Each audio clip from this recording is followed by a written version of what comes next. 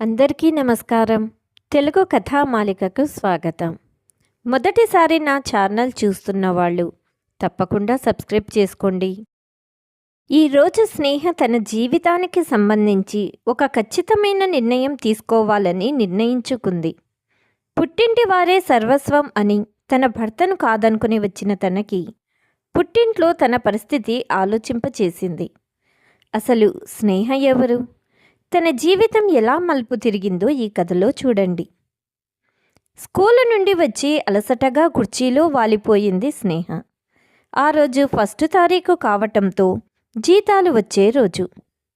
చేతులు పైట కొంగుతో తుడుచుకుంటూ స్నేహ తల్లి సుబ్బమ్మ హడావిడిగా వచ్చింది అక్కడికి. స్నేహ, జీతం తెచ్చావా? ఇలా ఇవ్వు. ముఖం నిండా నవ్వు పులుముకొని చెయ్యి చాచింది. స్నేహ ముఖం వాడిపోయింది. వచ్చిన జీతము మాయమైపోదు, తెచ్చిన నేను పారిపోను. ముందుగా ఒక కప్పు కాఫీ తెచ్చిపెట్టమ్మా, తల పగిలిపోతుంది అన్నది స్నేహ. కోపంగా తల్లి, జీతం అడిగితేనే అలా మాట్లాడుతున్నావటే? ఈ సంసారంలో ఎన్నో అవసరాలు ఉంటాయి కదా, నువ్వు ఇచ్చే వరకు ఆగలేక అడిగాను. అయినా నీ సంపాదనతోనే ఈ ఇల్లు జరుగుతుందనుకుంటున్నావా? నా కొడుకుల రెక్కలు ముక్కలు చేసుకోకపోతే నీ జీతం ఏ మూలకు వస్తుంది? ఆ సంగతి నీకు తెలియదా ఏమిటి? నాకు కూడా ఓపిక చచ్చిపోతుంది. అందరికీ అన్నీ చేసి అందించి నా పనైపోతుంది. విసుక్కుంటూ కూతురికి కాఫీ తేవటానికి లోపలికి వెళ్ళింది తల్లి. అలాంటి తిరస్కారాలన్నీ ఈ మధ్యనే అలవాటయ్యాయి స్నేహకు. ఉదయం కూడా తన వదినను, వంట చేశావా వదిన? నాకు స్కూల్కి టైం అవుతుంది. ఈరోజు స్కూల్లో సైన్స్ స్క్వేర్ ఉంది, తొందరగా వెళ్ళాలి అని అనగానే వాళ్ళ వదిన కోపంగా, నా పిల్లలను కూడా స్కూల్కి పంపాలి, వాళ్లను తయారు చేయాలా లేక నీకు వంట చేసి పెట్టాలా? అయినా నీకు వంట చేయటం వచ్చు కదా, కాస్త తొందరగా లేచి కొంచెం నాకు సహాయం చేయవచ్చు కదా అన్నది. రోజు నేనే వంట చేస్తాను కదా వదిన. రాత్రి సైన్స్ స్క్వేర్ పని చూసుకుని పడుకునేలోపు కాస్త లేట్ అయ్యింది అని స్నేహ చెప్తున్న మాటలు కూడా పట్టించుకోకుండా ముఖం తిప్పుకొని అక్కడి నుండి వెళ్ళిపోయింది వదిన. ఎప్పటికప్పుడు స్నేహ మనసు బాధతో మూలుగుతూనే ఉంది. ఆ రాత్రి పడుకున్నదే కానీ ఎంతసేపటికి నిద్ర పట్టలేదు. లైట్ ఆర్పి ఆలోచిస్తూ మంచం మీద వాలింది. పక్క గది నుండి చిన్నగా మాటలు వినిపించటంతో తప్పనే తెలిసినా కుతూహలం కొద్దీ మనసు ఆగలేక లేచి కిటికీ దగ్గరకు వచ్చి నిలబడింది. పక్క గదిలో తన తమ్ముడు గణేష్ మరియు అతని భార్య రమ పడుకుంటారు.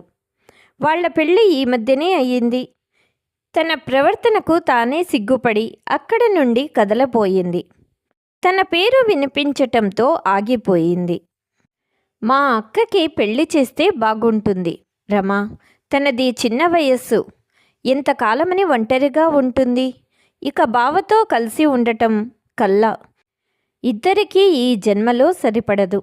అతని దగ్గర నుండి విడాకులు తీసుకుని మా అక్కకు ఏదైనా మంచి సంబంధం చూడాలి. రేపు ఒకసారి తన అభిప్రాయం కూడా అడుగుతాను అంటున్నాడు తమ్ముడు గణేష్. తమ్ముడికి తన మీదున్న అభిమానానికి స్నేహ కళ్ళు చెమర్చాయి. ఇంతలో రమ మాట్లాడింది. మీకు మతిపోయిందా ఏమిటి? నెల నెల సంపాదించి ఇస్తుంటే పెళ్లి చేసి పంపిస్తానంటారేంటి? మీకు బుర్ర ఉందా లేదా? ఆవిడ సంపాదించడం మూలంగానే మీ జీతంలో సగం మనం దాచుకోగలుగుతున్నాం. రేపు మనకు పిల్లలు పుడితే మీ వాళ్ళందరికీ మంచి చెడ్డలు చూస్తూ కూర్చుంటే ఇంకా మన పిల్లల చేతికి చిప్పే గతి. కాబట్టి మనకు పిల్లలు పుట్టగానే మీ జీతంలో నుంచి పైసా కూడా ఈ ఇంటికి ఖర్చు పెట్టడానికి వీల్లేదు.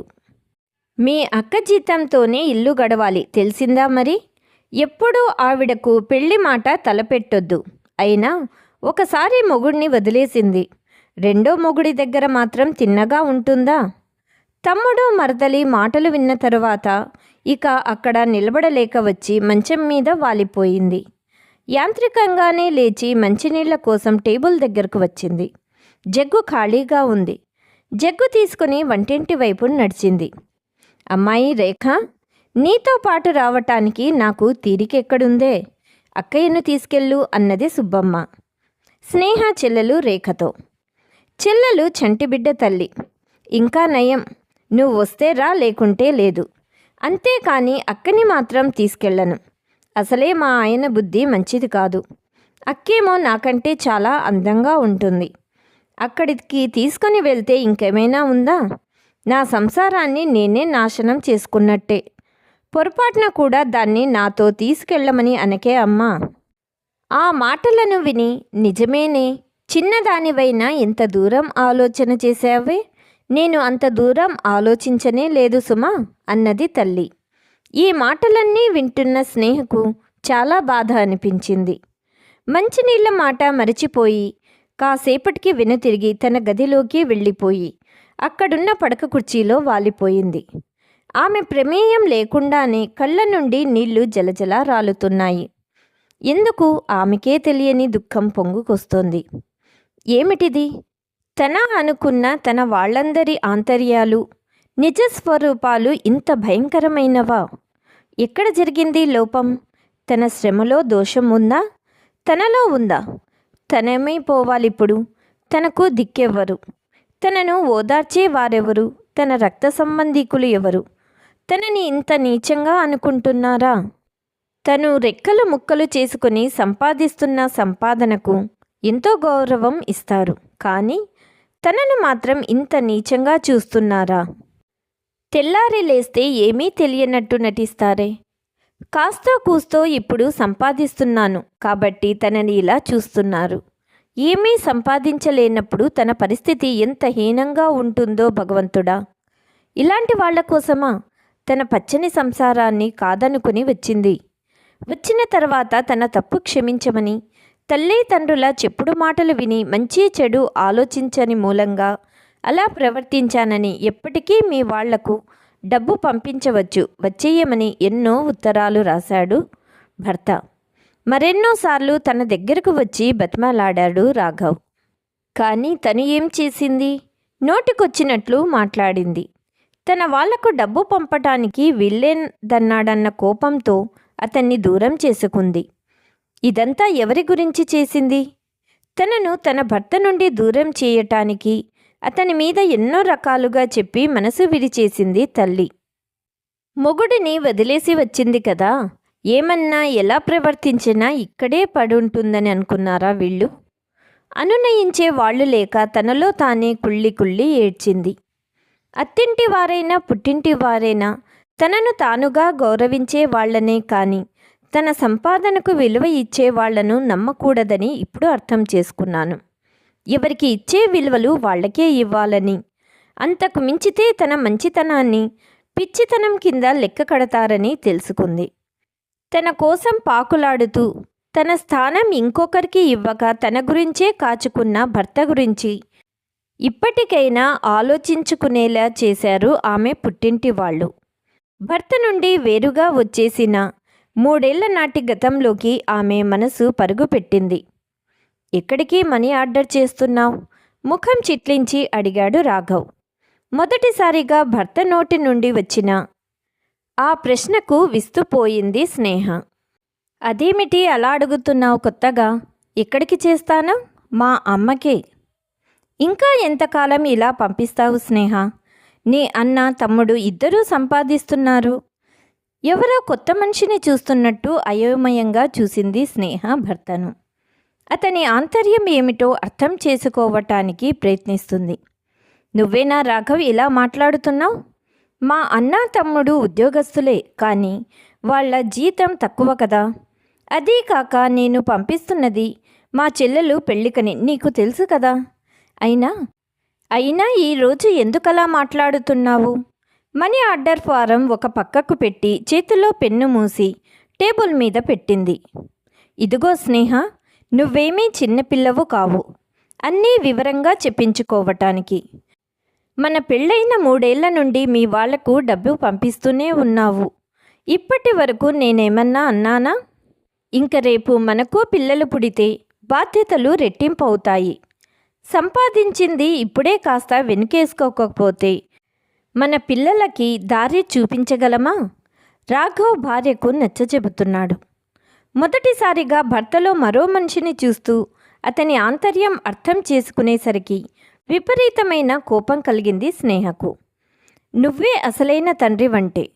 ఎప్పుడో పుట్టబోయే బిడ్డల గురించి ఇప్పటి నుండే వాళ్లకు బంగారు సోపానాలు నిర్మిస్తున్నావే. నన్ను కని 25 ఏళ్లు పెంచి నా కాళ్ల మీద నన్ను నిలబడేలా చేసిన వాళ్లకు నేను ఇంత సహాయం చేస్తే వాళ్ల రుణం తీర్చుకోగలనంటావు? ఆడపిల్ల అయ్యాక కూడా పుట్టింటి వాళ్ల గురించి బాధపడేదాన్ని నిన్నే చూస్తున్నాను. ఇన్నేళ్ళు సాయపడుతూ వచ్చావు వాళ్లకు. ఇంతవరకు ఏమన్నా అన్నానా? ఎప్పటికప్పుడు నువ్వే తెలుసుకుంటావని చూస్తున్నాను. ఇంకా నీకు తెలిసి రాలేదంటే దీనికి నా అలుసే కారణం అన్నాడు రాఘవ. ఈరోజు నువ్విలా మాట్లాడుతున్నావంటే ఈరోజు నీ నోటి నుండి వచ్చిన మాటలు కావివి. ఎంతకాలంగానో నీ మనస్సులో ఉన్న భావాలు, ఆలోచనలు అవి.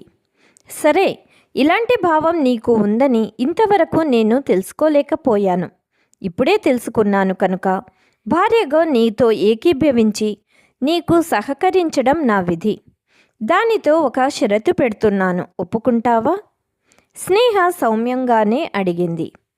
భార్య మీద ప్రేమ రెట్టింపవ్వగా భార్యకు దగ్గరగా టేబుల్ మీద కూర్చున్నాడు. చెప్పు స్నేహ, ఏమిటా షరతు? నువ్వు అడగడమో నేను కాదనడమా? మరేం లేదు. నేను మా వాళ్లకు 1 పైసా కూడా పంపించను. వాళ్ల ముఖం కూడా చూడను. అలాగే నువ్వు కూడా మీ వాళ్లను తక్షణం మన దగ్గర నుండి బయటకు పంపి 1 నయా పైసా కూడా వాళ్లకు హెల్ప్ చేయొద్దు. నీ చెల్లెలు కూడా సంపాదిస్తుంది కదా. ఆ మాట విన్న వెంటనే కోపం వచ్చింది భార్య మీద. ఏమిటి నీ ఉద్దేశం? నీ వాళ్ళు నా వాళ్ళు ఒకటే అవుతారా? నా చెల్లి సంపాదిస్తుంటే మటుకు ఆడపిల్ల సంపాదన మీద ఆధారపడే తత్వం కాదు నా తల్లిదండ్రులది.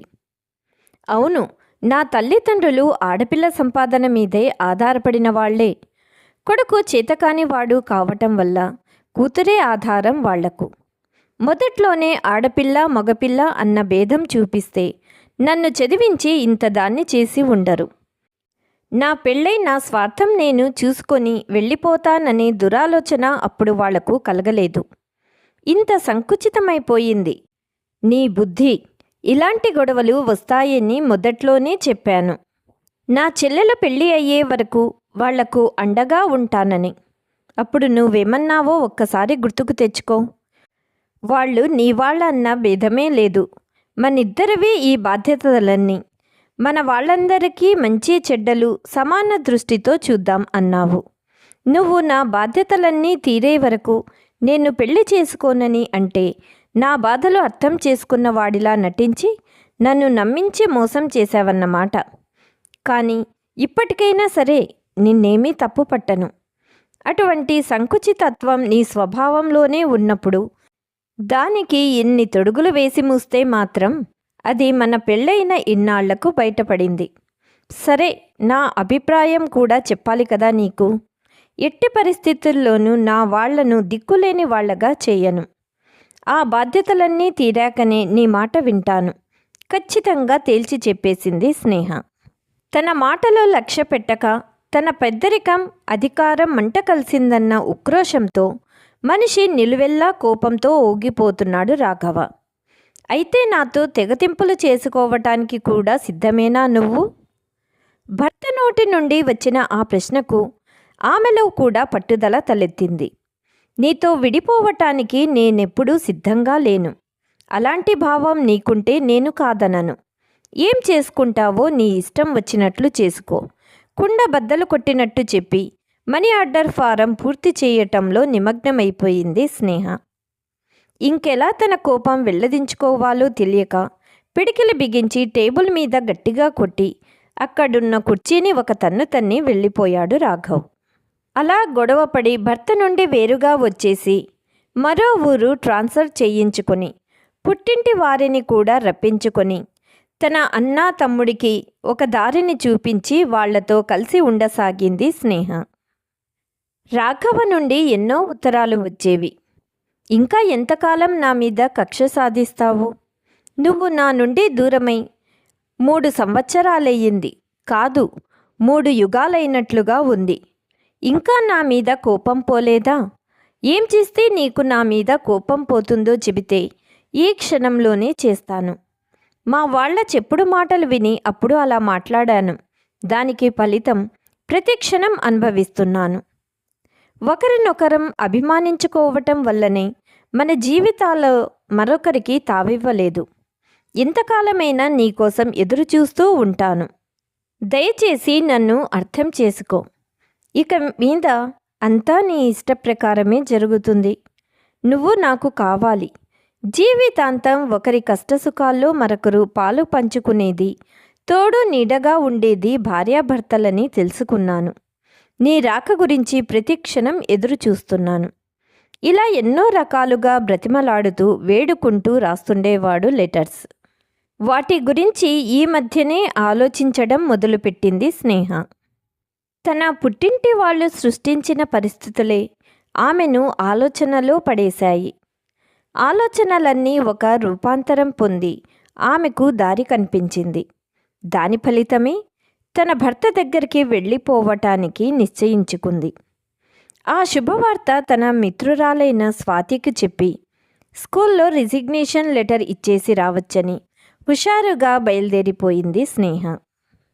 ఈ కథలో స్నేహ తీసుకున్న నిర్ణయంపై మీ అభిప్రాయం ఏమిటి? కామెంట్ రూపంలో తెలియచేయండి. ఈ కథ మీకు నచ్చినట్లయితే please like, share and subscribe Telugu Kathamalika. Thank you.